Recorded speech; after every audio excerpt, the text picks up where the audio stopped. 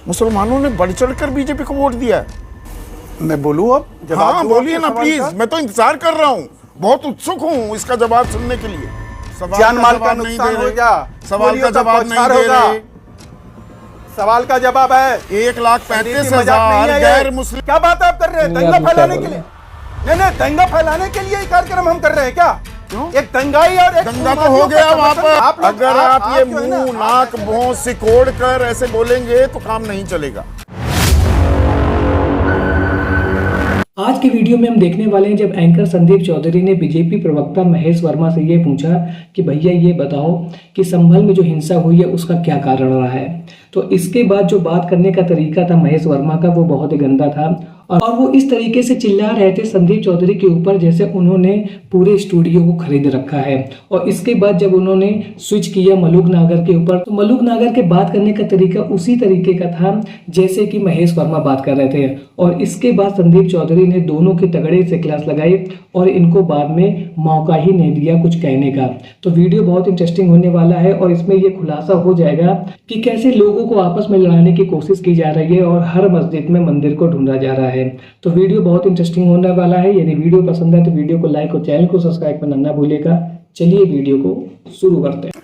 अब कुंदरकी के कुल वोटर्स जो है ना महेश वर्मा 3,80,000 हैं। इसमें मुसलमान हैं 2,45,000 64% मुसलमान हैं। रामवीर सिंह ठाकुर को 1,70,371 वोट पड़े और मोहम्मद रिजवान को हाजी रिजवान को समाजवादी पार्टी के कैंडिडेट को 25,580 मुसलमान वोटर हैं। 2,45,000 वोट मिले मोहम्मद रिजवान को 25,580 मुसलमानों ने बढ़ चढ़कर बीजेपी को वोट दिया है। On block. सुनिए आप ये क्या बोल रहे हैं? मैं बोलूं अब जवाब? हाँ बोलिए ना प्लीज, मैं तो इंतजार कर रहा हूं, बहुत उत्सुक हूं इसका जवाब सुनने के लिए। जी बिल्कुल संदीप भाई, आपकी बात को जो है आपके सवाल को मैं कहीं सलाम करता हूं, प्रणाम करता हूं और कहता हूं कि बात एकदम सही है।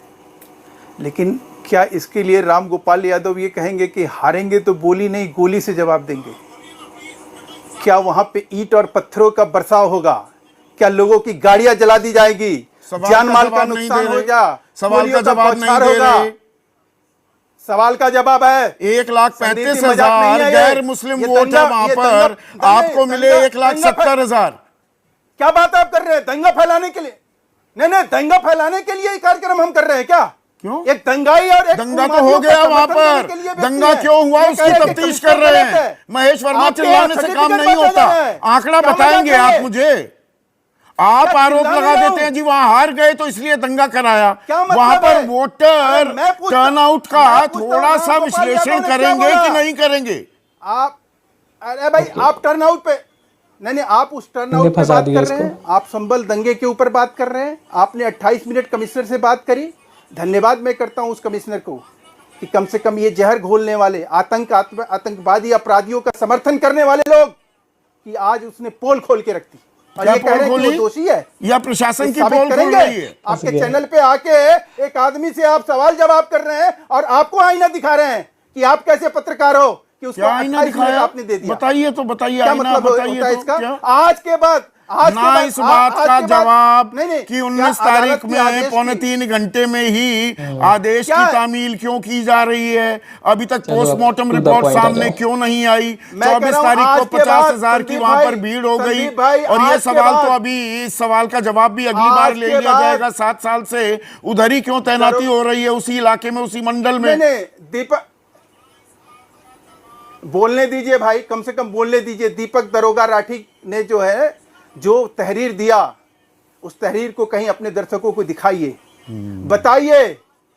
आप जो है अगर राम गोपाल जी इसको तस्दीक करते हैं कि हाँ गोली हम चलाएंगे, संसद में हम इसी तरह से आदेश जो बात पकड़ने लगे फिर मैं पकड़ कर ये पूछने लगूं ठोक दो मुख्यमंत्री कह रहे हैं। बात पकड़ रहा हूं। हाँ हाँ, एक मिनट। अरे आप बोलने एक नहीं तो देते। आजकल आप सबसे बड़ी बहुत दिक्कत कुछ क्या है कि आप अपने इतना साथ ज्यादा में बीच बीच में जो है ना, मलूक नागर को लेकर आइए। अगर आप ये मुंह नाक भौं सिकोड़ कर ऐसे बोलेंगे तो काम नहीं चलेगा। मलूक नागर को स्क्रीन पर लाइए। मलूक नागर थोड़ा ये कुंदरकी के आंकड़े समझाएंगे। मतलब 1,35,000 है ना गैर मुस्लिम वोट, 1,35,000 ही है ना गैर मुस्लिम वोट। 1,70,731 वोट मिले रामवीर सिंह संदीप ठाकुर जी, को। संदीप जी 1947 में इस देश में मुसलमानों की कितने प्रतिशत हिस्सेदारी व्यापार में थी, कितने प्रतिशत न्यायिक व्यवस्था में थी, कितने प्रतिशत अधिकारियों में थी, कितने प्रतिशत बाकी सारे देश के जितने भी पहलू हैं उनमें थी, तो 23.5% थी। और 2010 तक आते आते कांग्रेस के कार्यकाल में 1.5% रह गई, और 2014 से 2024 तक फिर वो 4.5% हो गई। थोड़ी देश भी तरक्की कर रहा है। अब संदीप जी प्लीज आप बात को पूरी करने दो। आपके अगर आपने प्लान करके बैठे हो कि बोलने नहीं देना है तो मैं हट जाता हूं। प्लान करके बैठे हैं कि सवाल का जवाब ही नहीं देना? सवाल का जवाब नहीं देना, प्लान करके आप बैठे हैं। नहीं, मैं सवाल का जवाब दे रहा हूं ना। मैं सवाल दे रहे हैं आप। सवाल का जवाब आ रहा है। मुसलमानों को यह पता लग गया है कि कांग्रेस ने धोखा दिया है, और आज की तारीख में जो मुसलमानों का जो आगे बढ़ने की बात हो रही है, तो वो नेताओं को अगर छोड़ दें, वो पठान और तुर्कियों की यही दोनों राज करेंगे। इसकी खिलाफत की वजह से कुंदरकी में बहुत ज्यादा वोट बीजेपी को मिला है, ये क्लियर है। मुसलमानों का वोट मिला, बात कही मुसलमानों का वोट मिला है ना।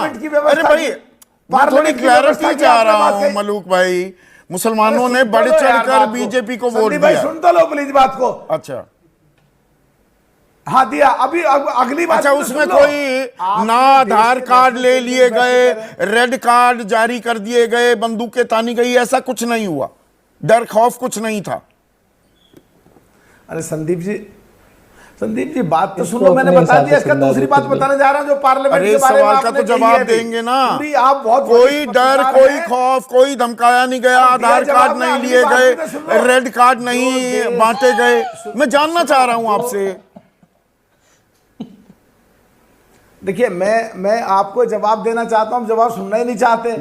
आपने भी पार्लियामेंट की व्यवस्था पे बात प्रश्न चिन्ह कर दिया। देश की लोकतंत्र, प्रजातंत्र और देश के संविधान से चलने वाली देश की सबसे बड़ी पंचायत में क्यों वहां चर्चा नहीं हो रही? आपकी जानकारी में ला रहा हूं। 14 दिन पहले कानूनी प्रक्रिया के अनुसार, संसदीय परंपराओं के अनुसार व्यवस्था चालू हो जाती है। 14 दिन पहले प्रश्न फीड शुरू हो जाते हैं, और वह प्रश्न चल रहा था आज कि देश में, मेरठ का सांसद बोल रहा था कि देश में जो अश्लील सामग्री जो सोशल मीडिया पे चलती है, उसके लिए क्या अमेंडमेंट कानून में लाना चाहिए? वहां कोई सुनने को तैयार नहीं है। पार्लियामेंट्री व्यवस्था संबल पर चर्चा नहीं होनी चाहिए।